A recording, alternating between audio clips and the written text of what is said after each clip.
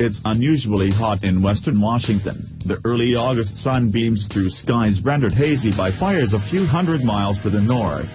If you're not moving, it gets a bit oppressive, since there's just enough humidity to feel it and not enough wind to relieve it. Instead of huddling inside, window shades drawn, fan blowing hot air around impotently, this is how most Washingtonians, 75% of whom don't have AC, handle the heat. We're taking our fan on the road. The best way to beat the heat, it turns out, is to climb into the forests. For this adventure in body temperature regulation, we've got a Mazda MX-5 RF, the Miata's semi-target top variant, and a few hours of time. And the Cascade Mountains foothills, thickly coated with Douglas firs and, higher up, subalpine firs soaking up as much sun as they can in the short growing season. I've lived near the foothills nearly all my life, but there's a lot of the Cascades I haven't explored. One area is Chinook Pass, a mountain road that crests at 5,430 feet. Looming almost 9,000 feet above it is Mount Rainier, so close you can almost touch it. Just about 100 feet below the summit is Tipsoo Lake, startlingly clear and sporting enough wildflowers to make the sound of music look like a movie about Ronald's North Africa campaign. But that's jumping ahead a bit. Between me and the summit is about 90 minutes of driving, through the suburbs and into the Enumclaw Plateau, and then along the chalky White River and up into the mountains. Plenty of time to focus on nothing but the surroundings, and the quality of the cooling action provided by the little Mazda. A quick word about the car, and my own biases. I love Miatas, but I have a complicated relationship with the latest MX-5, having owned a much more visceral, and much slower, first-gen car for about 6 years. On paper, it's this perfect modern interpretation of the original. It's light, it's a momentum machine, the steering's just a tad overboosted, and it has a playful amount of body roll while maintaining a healthy amount of mechanical grip. It looks aggressive enough, too, a major complaint of many folks about the last-gen car's Joker smile. The interior is largely brilliant, amazingly simple and interesting for such a live car. And yet, I have never found the new car to be as charismatic as my old Miata, with all its flaws. This puts me in the minority. Most MX-5 fanatics find the ND to be a great compromise. Even some colleagues best known as anti-Miata partisans would put one in the driveway. The RF builds on a great framework with some extra style. Gone is the one-handed manual soft top, and in its place is a complicated but effective target-like panel. The flying buttresses go up, the target panel folds away, the buttresses return sans rear window. If you don't check over your shoulders, the experience from the driver's seat is, to me, identical to a non-RF car. There's no unusual wind buffeting, plenty of airflow, decent views sideways and up. This was appreciated when the jagged Cowlitz chimneys sawed across the space between me and Rainier as I climbed the pass. The areas west of the national park that surrounds the huge base of Mount Rainier are heavily logged, so there are fewer tree walls overhanging the two-lane highway to break up the heat with some shade. Once into the park, protected from logging since at least 1893 thanks to the Pacific Forest Reserve that became a national forest eventually, the trees are old and thick. Moss and ferns carpet the soft beds of decayed pine needles, the air is cool and heavy.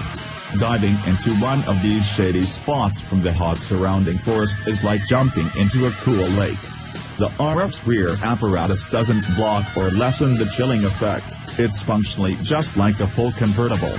It stays cool and the trees stay thick and mossy, until close to the top of the pass. Chinook Pass has a reputation as a scenic byway, not an ultra-technical B-road. Speed limits are low, and even though it's midweek morning there are plenty of RVs and rental cars ambling up the pass, sloth-like and distracted. Above the tree line, where the pines get short and stunted from long wind-whipped winters, the drop-off becomes extreme. This isn't the place to get the MX-5 bent out of shape to figure out how to reel it back in. It also proves a point about the latest car's increased capabilities.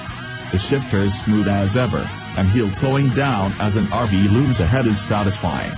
but I never have to work the RF as hard as I would a first or second generation car, and that takes some of the involvement out of the climb. I spend more time taking in the surroundings and less time strategizing about how to conserve momentum. That's progress, right? At times, roasting behind an extra-lethargic family, I think the stride might be better in a rental Nissan Rogue. At least with no pretensive sportiness, the glacial pace wouldn't be so grating. Like other NDs, the seats also give me trouble. They're the same as in the non-RFs, like the ones pictured below. Something about where my shoulder blades hit on the side bolsters makes them increasingly sore. Shifting, slouching, adjusting the backrest angle, nothing helps. Every body is different, but mine isn't that unusual. I'm 5 feet 10 inches and fairly thin, and I feel too broad to be comfortable. By the time I'm heading down, I'm distractingly uncomfortable. I'd like to brush this off, but all I can say is that if you love the idea of this car, put in some real seat time before you sign on the dotted line. It's likely going to be difficult, or expensive, or both, to find an aftermarket alternative, and you'll almost certainly lose the side airbags. But these issues aren't unique to the RF. Try as I could, I couldn't discern any issues specific to the RF, actually. It is heavier, the center of gravity is higher, but it's not immediately noticeable. If anything, the RF seems a bit more compliant, something we noticed on the first drive of the RF. Basically, these are imperceptible changes, unless perhaps you're setting lap times. But you wouldn't get a 113 pounds heavier RF for a track car, now, would you? No, you'd probably get it for something like this. An escape from the half lowlands, a way to see more of the rugged mountain range you're driving through, an easy vector for some top-of-the-nose sunburn. And when the snow falls, as it is thick and heavy on Chinook Pass from November through May, the RF's rigid top makes it far more livable than the regular MX-5's clock number. Even so, roof up we heard a lot of wind whistling through the rubber weather stripping between the window and the top, which seemed to have worked itself a bit loose during normal operation. That might drive you crazy during a long, wet, gray, dark Pacific Northwest winter. At the summit, Tipsu Lake glitters like liquid crystal reflecting fire from Indian paintbrush growing along its shores. I've spent the way up, from the river valley into the Salpine Vista, analyzing the RF for flaws and strengths, trying not to be distracted when Rainier's glaciers hove into view. It's hot down lower, and there won't be a breeze like the one whipping the summit. Sure, the RF has foibles, the seats prime among them. But in all other areas, for a relaxing but engaging cruise through some of the most gorgeous alpine terrain I've seen, it's hard to beat the airflow, the compliant suspension, the eager engine, and most of all that brilliant shifter. The folding roof's not as much of a compromise as I'd expected, and certainly it'll be a popular choice for places like Washington that face endless drizzly winters. But winter's a long way off.